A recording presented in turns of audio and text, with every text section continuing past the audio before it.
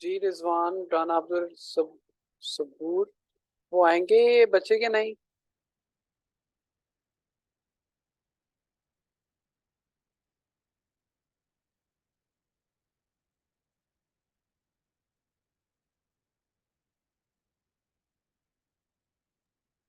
I think wait करते हैं उनका 5 एक मिनट। वो आएंगे।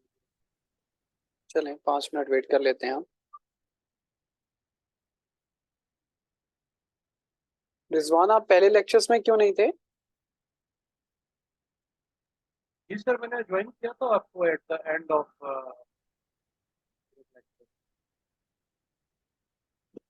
We have conducted 3 session of 40 minutes. हमने 40-40 मिनट के 3 सेशन कंडक्ट किए थे। जी हाँ सर, यहाँ पर कोई इशू है लाइट का।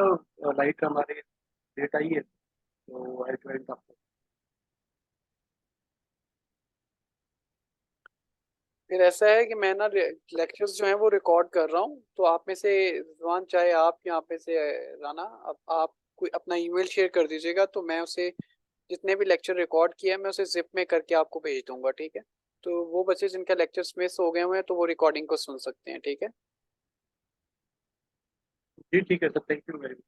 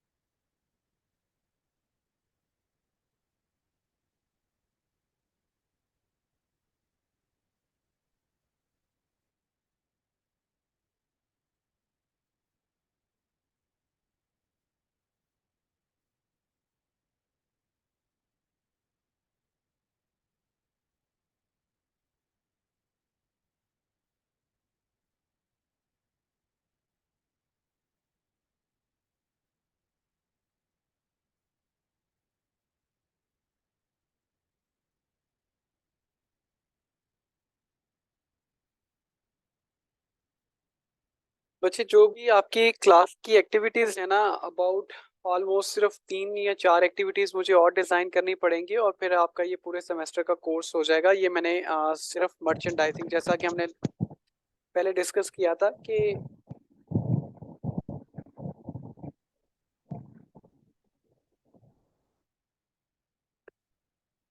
जैसा कि हमने पहले डिस्कस किया था कि हम अकाउंटिंग के अंदर मैं आपको सर्विसेज और मर्चेंडाइजिंग का बिजनेस पढ़ाऊंगा।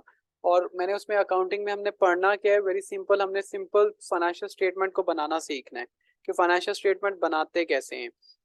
और फाइनेंशियल स्टेटमेंट बनाते कैसे हैं उसके लिए हमें वो जो 4 स्टेटमेंट बनानी है ना, तो ये जो मैंने आपको एक्टिविटीज अभी भेजी है ना, ये सारी की सारी सर्विसेज के बिजनेस के लिए हैं, ठीक है?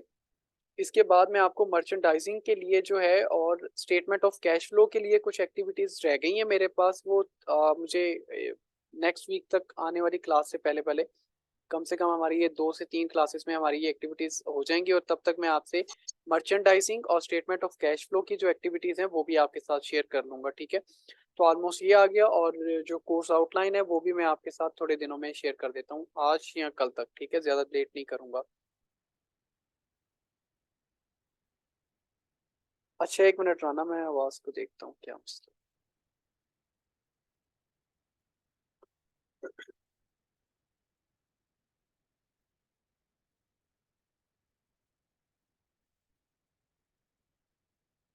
जी अब आवाज़ ठीक आई आपको मेरी? जी राना अब्दुल सबूर।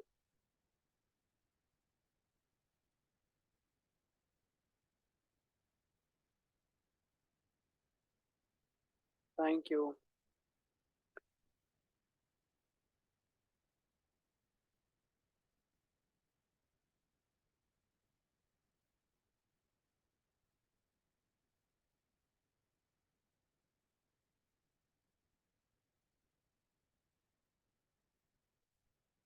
बच्चे मैंने आपको आपकी एक्टिविटीज़ आपके ग्रुप में शेयर कर दी हैं, तो मैं यहाँ पर भी आपके साथ शेयर कर लेता हूँ।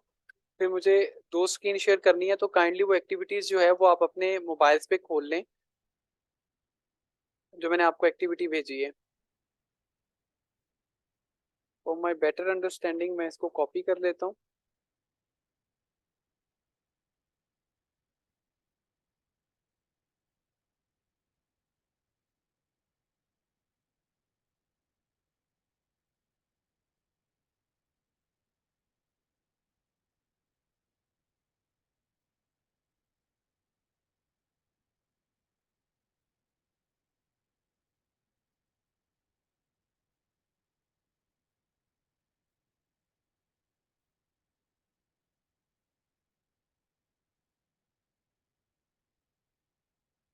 जी, बिस्मिल्लाहिर्रहमानिर्रहीम। अब आई होप कि आपको आवाज़ सही आ रही होगी।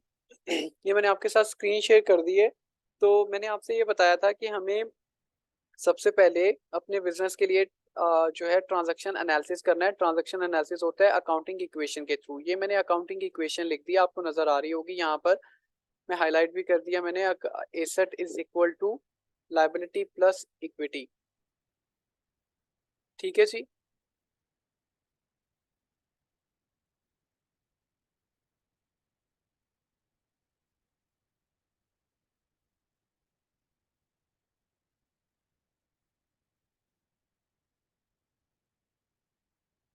ये एक क्वेश्चन नंबर 2 जो है ना, वो जो मैंने आपको क्लास एक्टिविटीज भेजी है उसमें से क्वेश्चन नंबर 2 जो है वो मैंने यहाँ पर कॉपी कर लिया है ताकि आपको एक ही स्क्रीन पे सारा क्वेश्चन नजर आ रहा हो।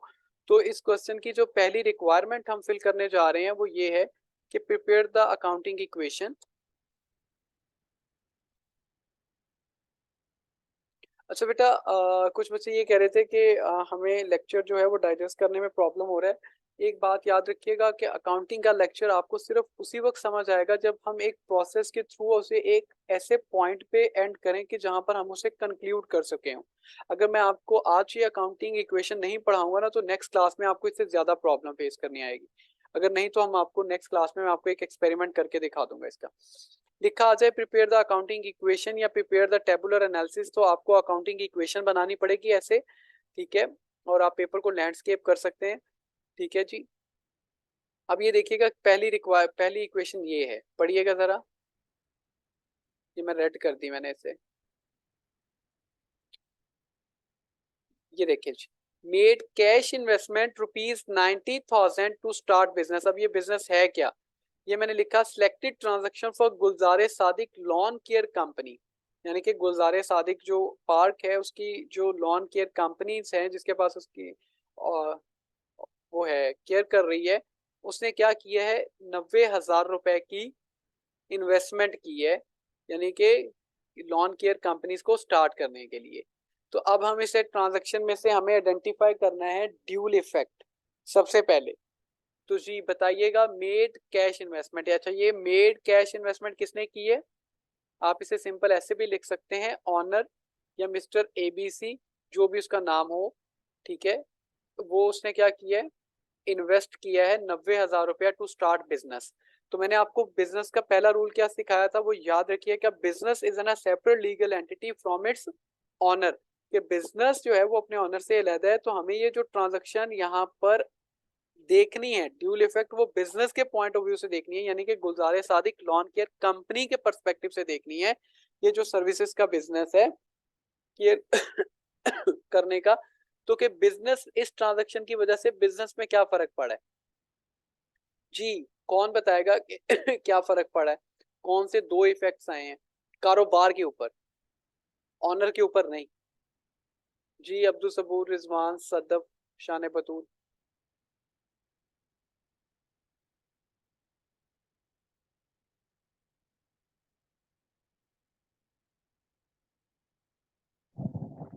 Sir I think business start करने के लिए हमारे पास ही कैश है, तो आपने भी ऊपर फ्यूल इफेक्ट बताया रा, बन तो आ गया सर, राना 90,000 राना रुपीज है। राना साहब, माइक थोड़ा सा पीछे कर दें।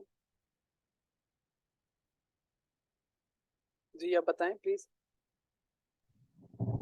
सर आपने सर आवाज आ रही है? आ रही है जी। आधा घंटा।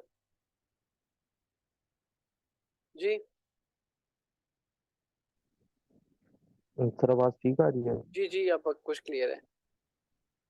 सर मैं ये अर्ज कर रहा हूँ कि आपने जो अभी डुअल इफेक्ट बताया था रिसेंटली, उसमें से जो 90,000 है कैश, उसमें से सर बिजनेस स्टार्ट करने के लिए वो तो आ गया है हमारे पास। वेरी गुड, 90,000 बिजनेस के पास आ गया। अगर आप बिजनेस के पॉइंट स्टार्ट करें तो टू स्टार्ट बिजनेस, तो मेड कैश इन्वेस्टमेंट ऑनर ने 90,000 कारोबार को दिया है। तो कैश आ गया, कैश को आपने डिटरमिन कर लिया कि ये एसेट है, ये लिखा हुआ है एसेट। इसी के नीचे आपने अकाउंट टाइटल लिखना है। क्या लिखना है? अकाउंट टाइटल के एसेट कौन सा। अब देखो, आपके पास कैश भी एसेट है, आपके पास कार भी एसेट है, आपके पास इक्विपमेंट भी एसेट है, आपके पास कंप्यूटर भी एसेट है। मैं इसे सिंपल एसेट नहीं लिख सकता था ना यहाँ पर। आपने इस पहली ट्रांजैक्शन के ऊपर आपने मुझे बता दिया कि ये क्या है, ठीक है। आपने मुझे ये मैंने सर लिखा यहाँ पर बेसिकली ट्रांजैक्शन नंबर 1, इसके अंदर मैंने लिख दिया कि पहला टाइटल है कैश। क्या लिख दिया? कैश। कैश कारोबार के पास इन क्या हुआ है? आया है। यानी कि अब मुझे बताएं कि कारोबार के पास ये कैश इंक्रीज हुआ या डिक्रीज हुआ? सर ये इंक्रीज होगा। सॉरी, इंक्रीज होगा। इंक्रीज होगा, वेरी गुड। तो ये 90,000 मैंने प्लस में लिख दिया कैश के नीचे, ये ट्रांजैक्शन नंबर 1। अच्छा, अब बताइएगा कि ये अब मुझे एक बात बताएं, सिंपल सी एक बात बताते हैं। मैंने यहाँ पर लिख दिया, सपोज ये जिसको मैं 1 लिख रहा हूँ ना, ये 10 जनवरी डेट है, सपोज कर रहे हैं, ठीक है। 10 जनवरी को कारोबार के पास 90,000 आ गया। अगर आपने सिर्फ इतनी सी रिकॉर्डिंग की हो, मैं आपसे 1 साल बाद, 2 साल बाद या 3 साल बाद आपसे ये पूछूं कि मुझे बताओ कि बेटा ये 90,000 कहाँ से आया था और कैसे आया था, आप नहीं बता सकते। जरा गौर से कर सुनना, आप नहीं बता सकते कि आपके पास ये पैसे कहाँ से आए थे, जब तक कि आप इसका ड्यूल इफेक्ट नहीं लिख सकते। रीजन, ड्यूल इफेक्ट को आप समझो कि क्या है। ड्यूल इफेक्ट का मतलब है एक चीज दूसरी चीज की रीजन एक्सप्लेन करती है कि ये पैसा कहाँ से आया, ये पैसा क्यों लगा, ये पैसा कब लगा। अब अगर आप ये लिख दें कि ये 90,000 आपको किससे आया था, किसने दिया था, मेड कैश इन्वेस्टमेंट किसने की थी बेटा? सर ये क्योंकि बेसिकली इधर नेम नहीं लिखा हुआ, आपने अभी बताया था कि हम एबीसी भी लिख सकते हैं, सपोज भी कर सकते हैं। Very good. यानी कि ये मेड कैश इन्वेस्टमेंट, और इन्वेस्टमेंट हमेशा ऑनर की तरफ से होती है। जो ऑनर की तरफ से होती है, मैंने क्या पढ़ाया 5 एलिमेंट्स में से, वो क्या होता है? ऑनर की इन्वेस्टमेंट क्या कहलाती है? सर ऑनर इक्विटी या ऑनर इक्विटी, क्लेम। इक्विटी कहलाती है। तो इसका मतलब है ये इक्विटी के नीचे, और इक्विटी के नीचे उसका अकाउंट टाइटल क्या होगा? मैं यहाँ पर इक्विटी तो नहीं लिख सकता, ऐसे ही है ना। यहाँ पर वो पैसा जो इन्वेस्टमेंट के तौर पर ऑनर ने दिया है वो कैपिटल कहलाता है। अच्छा, बहुत सारी बुक्स में बच्चों को ये पढ़ाया जाता है, आप में से बहुत सारे बच्चों ने ये पढ़ा भी, अगर आप कहीं भी जाके गूगल भी कर लोगे ना, तो कैपिटल को कहा जाता है initial investment by the owner in a business is called capital. Simple, वो इन्वेस्टमेंट जो कि कारोबार के अंदर ऑनर ने लगाई है वो कैपिटल कहलाती है। और कैपिटल कौन सा एलिमेंट होता है? इक्विटी। मैं बार बार बता रहा हूँ, ये कैपिटल क्या है? Account title. इक्विटी क्या है? एलिमेंट। Asset element. कैश क्या है? Account title. तो आपको अकाउंटिंग इक्वेशन, अब ये जरा गौर से सुनिएगा, अकाउंटिंग इक्वेशन करते हुए ये देखें, इक्वेशन बराबर हो गई 90,000 इज इक्वल टू 90,000। पहली ट्रांजैक्शन पहली पूरी हो गई। ड्यूल इफेक्ट फाइंड आउट करना था हमें, हमने ड्यूल इफेक्ट फाइंड आउट कर लिया, ठीक है जी। ड्यूल इफेक्ट में 2 नाम आए, कैश और कैपिटल। कैपिटल भी बेटा इंक्रीज हो रहा है, इन्वेस्टमेंट है ना। तो इन्वेस्टमेंट, वो बिजनेस के अंदर इन्वेस्टमेंट क्या हो रही है?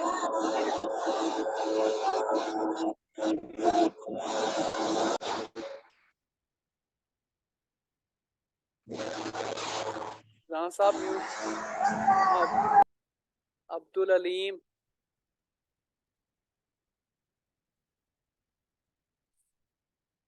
अब ये समझ आ गया बेटा? यहाँ तक सिर्फ एक ट्रांजैक्शन को देखें। पहली बात मैंने क्या लिखा, आपने कहा made cash investment ₹90,000 to start business. तो मैंने कहा बिजनेस के पर्सपेक्टिव से सोचें कि बिजनेस के ऊपर क्या फर्क पड़ा। तो और राणा साहब ने ये कहा कि जी सर 90,000 कारोबार के पास आया है। तो मैंने कहा 90,000 क्या आया है? उसने कहा पैसे। मैंने कहा पैसे, पैसे क्या होते हैं? उसने कहा एसेट। एसेट मैंने लिख दिया, नाम कैश 90,000। मैंने पूछा ये इंक्रीज हुआ कारोबार के पास, डिक्रीज? उसने कहा सर इन्वेस्ट किया गया है कारोबार में तो वो इंक्रीज हुआ। मैंने कहा किसने दिया? उसने कहा ऑनर ने। ऑनर ने जो दिया है वो कैपिटल होता है, जो पैसे दिए जाते हैं इन्वेस्टमेंट के तौर पे वो कैपिटल कहलाते हैं, ठीक है। और कैपिटल इंक्रीज, इन्वेस्टमेंट है ना, तो इन्वेस्टमेंट इंक्रीज हो रही है, डिक्रीज नहीं होती इन्वेस्टमेंट। तो 90,000 इज इक्वल टू 90,000, ये पहला हो गया। अब ये दूसरा हम पढ़ते हैं। ये क्या लिखा हुआ है जी, जरा पढ़िएगा, ये मैंने हाईलाइट कर दिया। Paid ₹6,000 monthly rent. क्या किया उसने?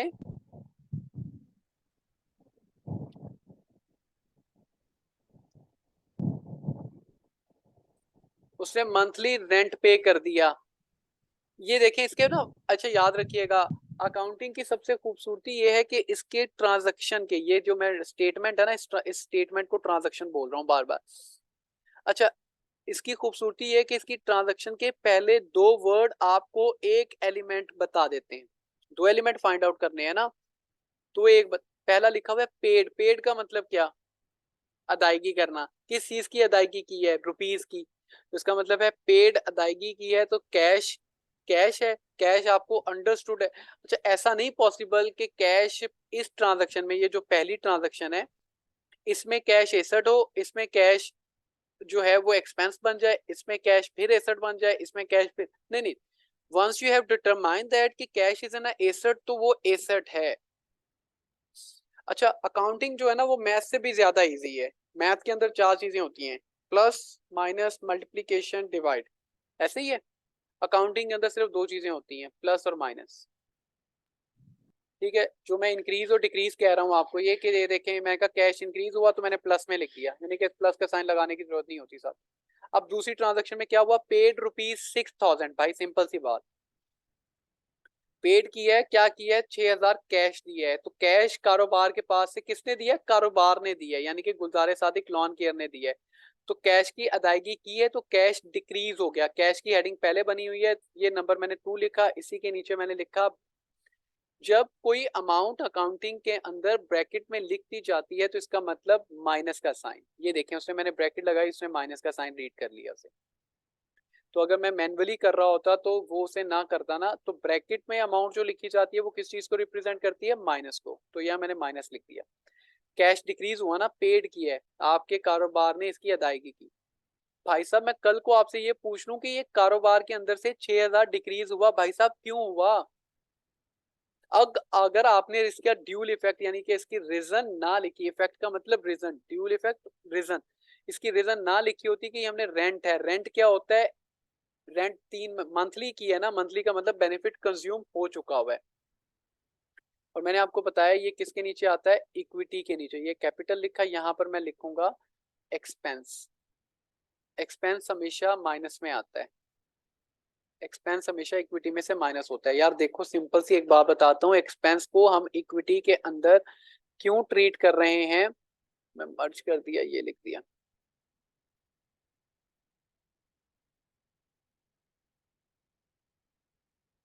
यहाँ पर देखे ना, एक्सपेंस मैंने इक्विटी के अंदर क्यों लिखा? भाई सिंपल सी बात है, कंपनी ने जो ये 6,000 रुपया देना है, कहाँ से देना है? इस 90,000 से देना है। ये 90,000 कहाँ से आया है? ऑनर से आया है। ये मैच करने के लिए फिर यहीं पर आएगा ना, ऑनर के पैसा।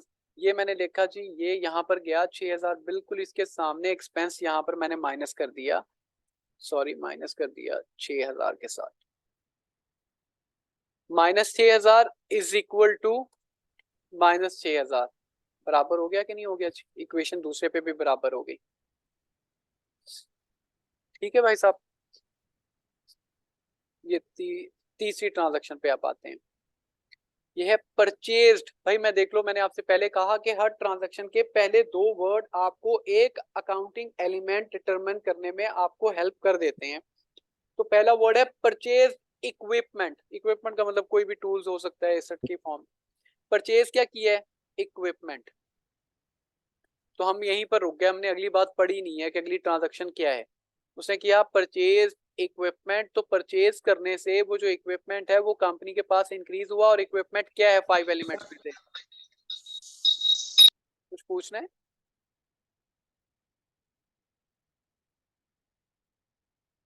ये ट्रांजैक्शन करने के बाद मैं रुकूंगा, आपके क्वेश्चंस लूंगा मैं आपसे, सिर्फ एक ट्रांजैक्शन करवा दूं। फिर है परचेज इक्विपमेंट। मैं यहीं पर पहले दो वर्ड पढ़ के मैंने एक एलिमेंट डिटरमिन करने में, एक अकाउंट टाइटल एलिमेंट करने में, अच्छा एलिमेंट उसके अंदर ही होता है। जैसे पेड क्या किया? कैश किया। किसके लिए किया? रेंट के लिए किया। यहाँ पर मैं एक्सपेंस को रेंट भी लिख सकता हूँ इसके, अगर आगे लिखना चाहूँ तो, लेकिन जरूरत नहीं है, वो हम आगे करेंगे। अच्छा, परचेज इक्विपमेंट। तो परचेज किया इक्विपमेंट। अब इक्विपमेंट देखो, परचेज किया है तो इसका मतलब है कि वो सिंपल सी बात है, हर वो चीज जो परचेज की जाए वो हमारा एसेट ही हो सकता है। रेवेन्यू को आप परचेज नहीं कर सकते, इक्विटी को आप परचेज नहीं कर सकते, एक्सपेंस को आप परचेज नहीं कर सकते, लाइबिलिटी को आप परचेज नहीं कर सकते। परचेज, जो चीज परचेज हो रही है, ठीक है, वो एसेट है। तो इक्विपमेंट आपका एसेट है। ये कैश एलिमेंट था, एसेट के नीचे मैंने हेडिंग बनाकर नाम लिख दिया अकाउंट टाइटल इक्विपमेंट। अब वो तीसरे के लिए लिखना ना, तीसरी ट्रांजैक्शन के लिए, ये तीसरी, ये इक्विपमेंट के बिल्कुल सामने कितने का खरीदा, 6500 का। इंक्रीज हो रहा है ना, इक्विपमेंट प्लस में लिख दिया। अब सवाल ये पैदा होता है कि खरीदा कैसे। कहते हैं परचेज इक्विपमेंट ऑन कैश। अब वो याद करें कि मैंने आपको बताया था कि ड्यूल इफेक्ट बना ही उस वक्त था जब अकाउंटिंग उधार पर होना शुरू हुई या पैसे पे होना शुरू हुई। तो दो चीजें थी, ऑन कैश पर यहाँ तो चीज खरीदी जा सकती है या उधार पर खरीदी जा सकती है। तो उसने इक्विपमेंट कैसे खरीदा, पैसों का। पैसा क्या होता है, ये आप ऑलरेडी आइडेंटिफाई कर चुके हैं कि पैसा एसेट होता है। तो एसेट में आपने परचेज किया तो आपके पास से पैसा गया है, डिक्रीज हुआ है, डिक्रीज इन एसेट। तो यहाँ पर मैंने कर दिया decrease in asset minus 6500। Equation जरा देखिएगा, 6500 plus minus 6500 is equal to 0। और इधर भी क्या, इधर कोई इफेक्ट नहीं आया ना आपके राइट हैंड साइड पे, तो इसका मतलब है इज इक्वल टू 0। ये इक्वेशन यहाँ तक बराबर हो गई। ये हो गई 3 ट्रांजैक्शन आपकी यहाँ तक। तो अब मैं आपके क्वेश्चंस लेता हूँ, फिर उसके बाद हम ये अगली 3 ट्रांजैक्शन करते हैं, फिर हम लेक्चर एंड कर देंगे, ठीक है। और ये मैंने आपको इसलिए करवाया ताकि आप इसकी एक प्रैक्टिस कर लें, और मैंने आपको एक्टिविटीज भी भेज दी हैं ताकि आप अगले क्वेश्चंस की भी प्रैक्टिस करना चाहें, और कंफ्यूजन जहां पर आए फिर हम उसको डिस्कस करें, ठीक है ना। नहीं तो हमारी कल की जो अगली वीक की क्लास होती तो वो जाया हो जाती, ठीक है जी। प्लीज आपके questions, I am ready. Hello sir. जी समिया बेटा। सर मैंने अभी अभी ज्वाइन किया है, तो काइंडली आप मुझे थोड़ा सा इसका समराइज कर दें। अच्छा मेरा बेटा, ऐसा है कि ये लेक्चर मैं आपके रिकॉर्ड कर रहा हूँ। मैंने अभी रिजवान से और राना अब्दुल सबूर से मैंने रिक्वेस्ट की है, वो मुझे अपना ईमेल दे देंगे, तो जितने भी लेक्चर की रिकॉर्डिंग है ना वो मैं जिप फोल्डर में भेज दूंगा। तो आप okay sir, thank you. .rar file जो है ना वो सेंड कर दीजिएगा, और वो सेक्शन वाइज होंगे आपके लेक्चर जो है ना। जैसा कि अब ये जी सर। फोर्थ सेक्शन कंडक्ट हो रहा है ना, तो आप फोर्थ सेक्शन को इतने टाइम पे सुन लीजिएगा। वैसे मैं समराइज कर देता हूँ। अच्छा पहले समराइज से पहले बाकियों ओके सर, के, थैंक यू। बेटा बाकियों के क्वेश्चंस ले लूं फिर मैं आगे चलता हूँ, फिर आपको आंसर कर देता हूँ ओके। जी। Okay sir. जी किसी का कोई क्वेश्चन बेटा, किसी किस्म की कोई कंफ्यूजन? अजीम, गुलाम जैनुल आबिदीन, मोहम्मद अलीम, राना, राना अब्दुल सबूर, रिजवान, सदफ। सर एक क्वेश्चन है। जी प्लीज। सर ये जैसे अब आपने ये ट्रांजेक्शन की है 90,000 के बाद 6,000 की, ये वाली ठीक है। तो सर, हाँ जी सर, तो सर ये माइनस जो है ये किस में से होगा? ऑनर्स इक्विटी में से होगा? अगर ऑनर इक्विटी में से होगा तो हमारे पास बच जाएंगे 84,000। ठीक है ओके। ठीक है सर। तो जी बिल्कुल। सर थोड़ा सा मुझे बस ये जो थर्ड वाली ट्रांजेक्शन है ये थोड़ी सी डिस्क्राइब कर दें कि हमने ये वाली जो एसेट है ये हमने यहाँ पे, जैसे वहाँ पे तो हमने इक्विटी के अंदर 6,000 लिख दिया एक्सपेंस के तौर पे, तो हमने ये एसेट वाला वहाँ पे क्यों नहीं लिखा? अच्छा वेरी गुड, बहुत वैलिड क्वेश्चन है। बस इसी सवाल का जवाब मैंने आपको बार बार यही देता रहा राना अब्दुल रहीम, कि देखिए जरा गौर से सुनिएगा। मैंने आपसे कहा business is an separate legal entity from its owner. यहाँ पर बेसिकली ये जो पैसा ये वाला पड़ा हुआ है ना, एक्चुअल में ये 6000 भी जो माइनस हुआ है ना वो इन पैसों से ही माइनस हुआ है। अब जरा गौर से सुनना, ये जो कंपनी के पास में आपने 90,000 रुपया अपनी जेब से निकाला, जरा गौर से सुनिएगा, और कारोबार में डाल दिया। अब कारोबार ने ये 90,000 कारोबार के पास आ गया, ये जिसको मैंने हाईलाइट कर दिया। अब ये वाला अकाउंट उसकी रीजन है कि ये 90,000 रुपया कंपनी, ये 90,000 कहां से आया था? ये भाई 90,000 ऑनर ने अपनी जेब से निकाल के दिया था, ठीक है। अब आप ये कह रहे हो कि ये 6,000 भी इनमें से माइनस हुए, ये 6,000 भी इसमें से माइनस हुआ है। ये आपको उस वक्त समझ आएगा। यहाँ पर मैंने एक खाना छोड़ा हुआ है, ये मैं आपको बाद में बताऊंगा क्यों छोड़ा है। और दूसरा, एक्सपेंस को हम इक्विटी के अंदर इसलिए ऐड करते हैं क्योंकि इसके बाद इन सारे बैलेंस ने जाकर, रेवेन्यू और एक्सपेंस के बैलेंस ने जाकर यहाँ माइनस होना होता है, यहाँ से वाले माइनस ने यहाँ पर जाना होता है, और ये वाला बैलेंस जो है वो इस बैलेंस के साथ मैच हो जाता है, ठीक है। तो अल्टीमेटली ये जो दूसरा अकाउंट है ना ये वाला, चाहे आप इसको समझ लें कि ये 6,000 इसमें से माइनस हुआ, चाहे ये भी समझ लें कि ये 6,500 इसमें से माइनस हुआ है, जिस तरह मर्जी समझ लें। पॉइंट समझ आ रहा है ना? एक और अकाउंट सर ये जो दूसरे, एक मिनट, एक अकाउंट दूसरे अकाउंट की रीजन को जस्टिफाई कर रहा है कि ये पैसा कब और क्यों और कहां से आया। तरीकाकार वही है जो आप समझ रहे हो। जी आप बताते हैं, अब आपकी बारी प्लीज। सर ये जो 6500 है 6500, जी ये भी इधर इक्विपमेंट में है, ये अलग से मतलब जो मालिक है उसने अलग से लेके दे दिया, ये 90,000 नहीं से नहीं नहीं, एडिशन है? No no no no no, इसी 90,000 से मालिक अगर पैसे देगा तो वो उसे कैटेगोरिकली क्लियरली बताएगा कि भाई ये 6,500 कारोबार ने अपनी जेब से नहीं दिया। अब कारोबार के पैसे, कारोबार के पास ये सिर्फ 90,000 रुपया है ये वाला, ये तो ये आगे माइनस नहीं किया सर हमने फिर? हाँ आगे माइनस इसलिए नहीं किया क्योंकि बच्चे, इसलिए नहीं माइनस किया, ये जो पहली ट्रांजैक्शन होती है ना, ये पहली ट्रांजैक्शन होती है इन्वेस्टमेंट। अगर मैं ये वाली ट्रांजैक्शन ना करता ना, जरा गौर से सुनिएगा, ये खत्म कर दी, तो आप मुझसे ये सवाल पूछते कि सर ये कारोबार ने ये जो 6,000 रुपया रेंट दिया कहाँ से दिया, पूछते कि नहीं हाँ सर, पूछते? बिल्कुल ऐसे। ठीक है, उसके लिए मैंने क्या कर दिया, मैंने पहली ट्रांजैक्शन ये बना दी कि भाई ऑनर ने पैसे दे दिए हैं, अब कारोबार जाने और ऑनर जाने। अब जरा गौर से सुनिएगा, ये इस बात पे कंफ्यूज मत हो कि ये जो मैंने एक्सपेंस लिखा है वो इक्विटी के अंदर क्यों लिखा है और उसे मैंने यहां पर क्यों नहीं लिख दिया कैश के अंदर।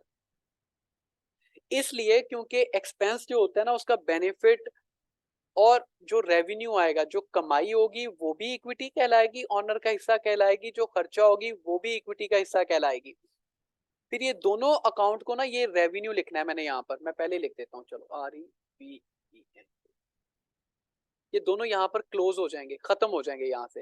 एक्चुअल में यहाँ पर सिर्फ ये दो नाम रह जाएंगे, एक कैपिटल है और एक इन दोनों को मिलाकर मैं एक नाम दूंगा, अभी नहीं मैं बताऊंगा आपको। क्लियर हो गई? तो भाई साहब ये जो 6,500 है ना, ये इसके इस कैश में से गया है, ये 6,000 भी इसके इस कैश में से गया है। जस्ट हमने सिर्फ और सिर्फ ये 6,000 जो था वो रेंट के लिए दिया था। किसके लिए दिया था? रेंट के लिए दिया था। एक्सपेंस हुआ था और एक्सपेंस को हम इक्विटी के अंदर ट्रीट करते हैं, ये इस वजह से यहां पर लिखा गया है।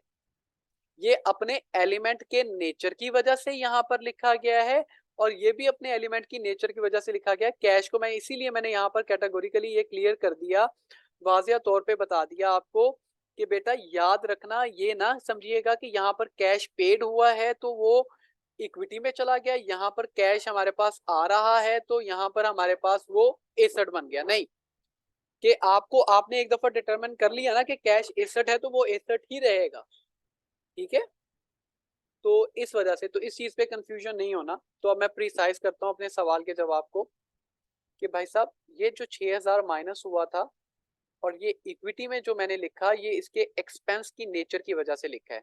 ठीक है, और ये जो मैंने लिखा है उसने परचेज ही कैश पर किया था तो उसका जो ड्यूल इफेक्ट है वो यहाँ पर, अगर और एग्जांपल दे दूं यहाँ पर, अगर आप डाइजेस्ट कर लो तो, मैं अगर इस ट्रांजैक्शन को करता, purchase equipment for ₹6,500 on account, जरा गौर से सुनना, purchase equipment for ₹6,500 on account, तो फिर ये कैश ना आता यहाँ पर, ये कैश यहाँ से खत्म होता, ये उधार पे खरीदा होता, तो यहाँ पर बनता अकाउंट पेएबल। क्या बनता? Account payable. अकाउंट पेएबल का मतलब उधार, पेएबल का मतलब उधार, तो ये 6,500 आ जाता। लाइबिलिटी बढ़ी है ना आपके ऊपर, उधार आपने, आपके कारोबार ने उधार ले लिया, आपके कारोबार के ऊपर ऑब्लिगेशन, रिस्पॉन्सिबिलिटी बढ़ गई ना, लाइबिलिटी बढ़ गई, तो वो उसे मैंने प्लस में लिख दिया। 6,500 इज इक्वल टू 6,500, फिर बराबर हो गया कि नहीं हो गया? तो अब याद करो, अकाउंटिंग अप्रोचेस मैंने आपको पढ़ाई थी, दो हैं। एक, यहाँ तो चीज पैसे पे खरीदी जाती है, यहाँ तो पैसे चीज उधार पर खरीदी जाती है। पैसे पे खरीदी जाए तो ऐसे ट्रांजैक्शन होती है, उधार पर खरीदी जाए तो ये, और अकाउंट पेएबल पे आती है। ठीक है, क्लियर?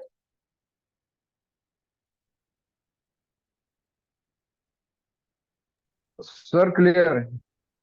चलें अगली ट्रांजैक्शन में पढ़ने लगा हूं। अगली ट्रांजैक्शन में जरा गौर से सुनिएगा, मैं बार बार कहता हूं हर ट्रांजैक्शन के पहले एक या दो वर्ड आपको एक अकाउंटिंग एलिमेंट बता देते हैं। पहला है received customer.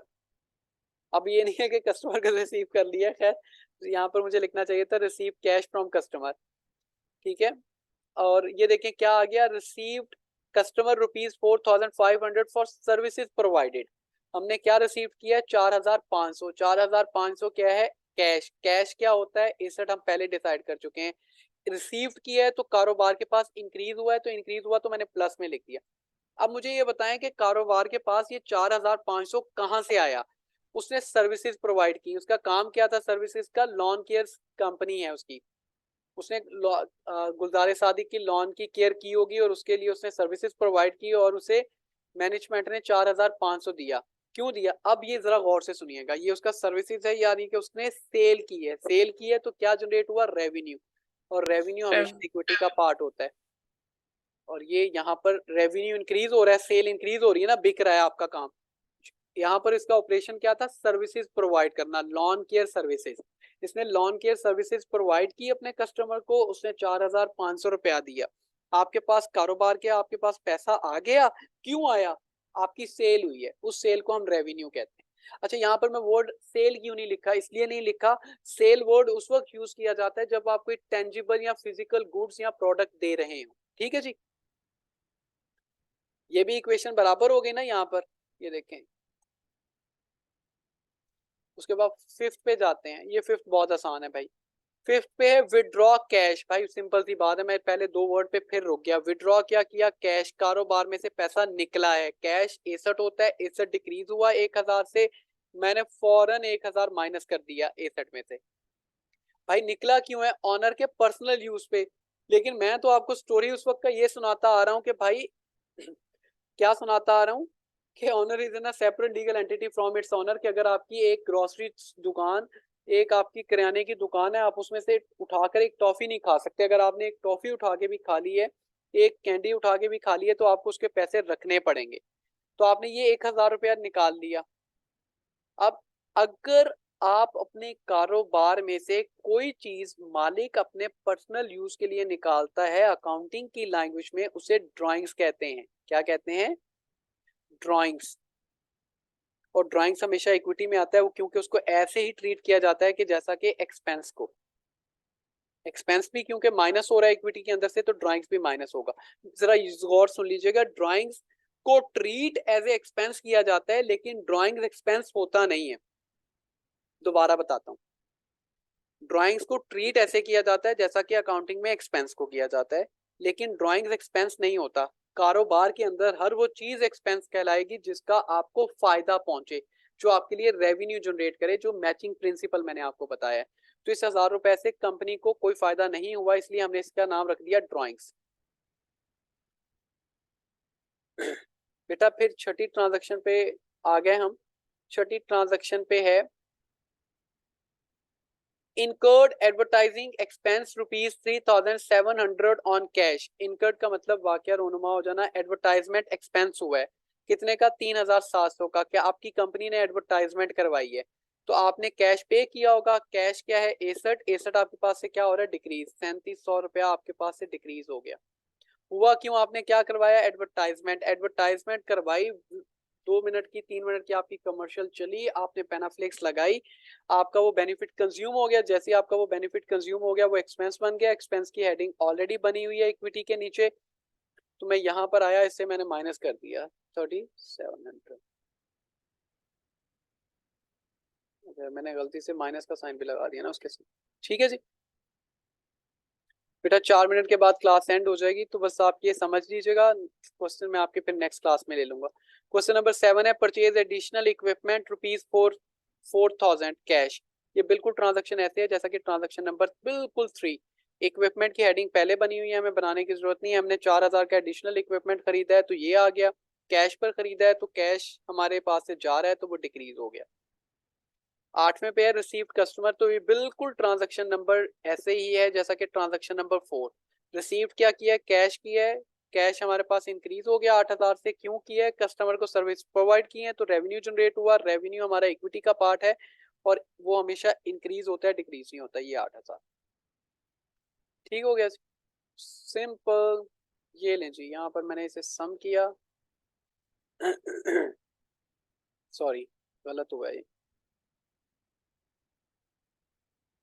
Is equal to some, फिर इससे इज इक्वल टू सम, फिर हम इससे देख लेते हैं। ये इस पे 0 है, लाइबिलिटी हमारी वैसी 0 है। फिर इसके बाद हम इसे करते हैं सम,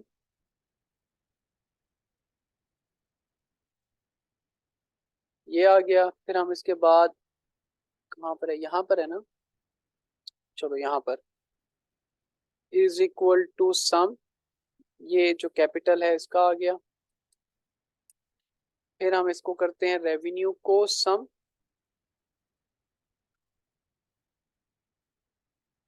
पता नहीं क्या कर रहा है ये। फिर हम इसको करते हैं सम, ये एक्सपेंस का टोटल आ जाएगा। फिर बेटा जी हम इसको करते हैं सम ड्राइंग्स का, हर किसी टाइटल का अलहदा से सम करना है। ये एसेट वाला साइड पे मैंने ये एसेट वाले साइड को कंबाइन कर दिया, लाइबिलिटी हमारी 0 है, asset is equal to this, मैंने किया सम ब्रैकेट क्लोज, ये मैंने किया बंद किया। ये देखें जी, इसका भी 91,800 आंसर आ गया और इसका भी 91,800 आ गया। तो लेफ्ट हैंड साइड एसेट ये देख लें जी, ये लाइबिलिटी 0 प्लस इक्विटी, और ये इक्विटी वाली साइड आ गई, ये इक्वेशन बराबर हो गई हमारी। ठीक है जी। अब बेटा नेक्स्ट क्लास में इसके नीचे ही एक क्वेश्चन दिया होता है, यहाँ पर देख लें, यहाँ पर इसमें ना मैंने आज आपको लाइबिलिटी वाला इफेक्ट नहीं पढ़ाया, मैंने आपको आज सिर्फ एसेट यानी कि कैश का इफेक्ट पढ़ाया। अकाउंटिंग अप्रोचेस दो है ना, ऑन कैश और ऑन अकाउंट। तो नेक्स्ट जो इसकी एक्टिविटी नंबर 4 है ना, 1 2 3 4, ठीक है। 1 और 3 को तो मैंने जस्ट आपको टाइटल समझाने के लिए दिया है, तो टाइटल मैंने आपको यहीं पर समझा दिए हैं आज। ठीक है, तो ये अकाउंटिंग की इक्वेशन है बेटा। तो इससे रिलेटेड आपके जो भी क्वेश्चन होंगे तो काइंडली आपसे रिक्वेस्ट है कि एक्टिविटी नंबर 4 को अटेम्प्ट करने की कोशिश कीजिएगा और आपके मैक्सिमम क्वेश्चंस को देख लीजिएगा। आपको अकाउंटिंग इक्वेशन के बाद अकाउंटिंग में कोई चीज़ समझने की ज़रूरत नहीं है।